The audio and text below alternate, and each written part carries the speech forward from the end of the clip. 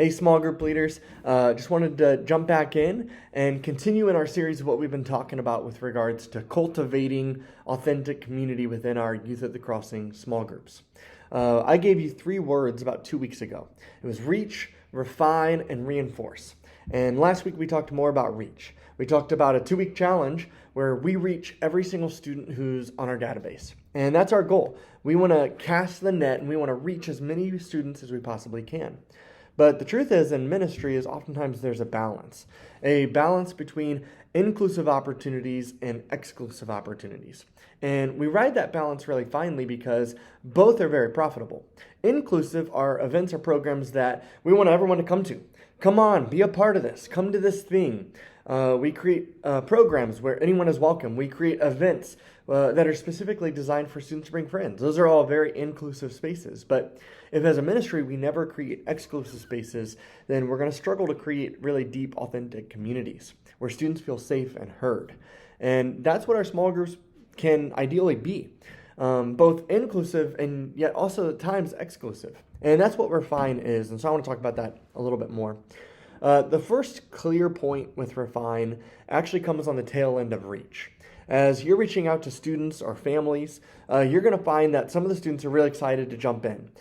Maybe they're regulars, maybe they want to be a regular and want to jump back in. Maybe there's some students or families who say, hey, take me off the list, right? And what we want to do is we want to refine our data. There's a literal action to refining at times. And so I'm going to ask you as you reach to take notes on your data. So if it's on the paper itself, to write little notes next to people as you contact them.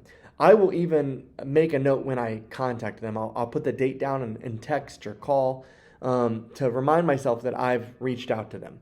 Refine that data, and at the end of the 2 weeks when I reach out to you, I'm going to ask for all those to come back to me because I want to literally refine down who is a part of our greater community. And you need to know that as well. Who is your small group?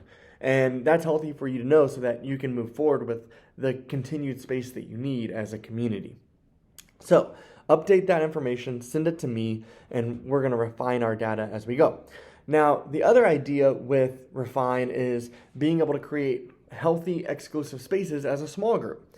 What does this look like?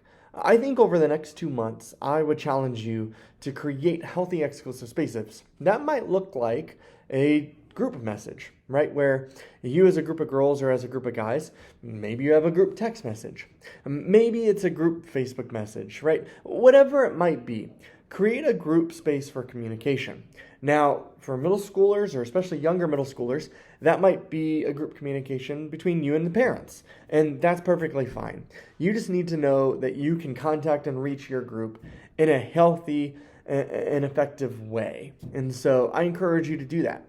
Another example of this refining your space might be creating opportunities for a group hangout where you say, hey, we're going to get just our group together. It's not open to the whole youth group. We're going to get just our youth group together. I've actually heard of a couple of these types of examples already within some of our groups. Our 11th graders, guys and girls, are getting together here at the church for an event coming up in a few weeks. We have another group who's doing a pool party. Those are great opportunities to create some refined space for your group, to go and to do something together.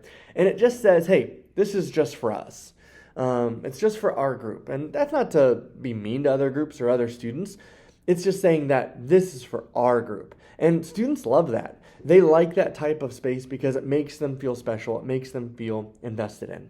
I would encourage you to think through those types of spaces. If it's electronic and a communication, or if it's a physical type space, do those types of things together sometime between now and end of October, beginning of November. And I would also say that if you're looking for a specific event like this to refine your group, to really kind of create a fire and a clarity around who are we, to encourage your group to sign up for the state youth convention.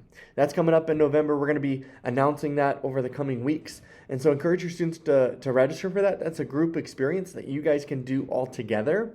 And it is a great refining event for our ministry. And so jump in there, register. If any students have any problems with signing up financially, please let us know. We do have scholarships available and we can help support them financially. So with that, reach out with any questions. I'm excited to polish this off with Reinforce next week. And I hope that these things are helpful in your ministries and in your small groups.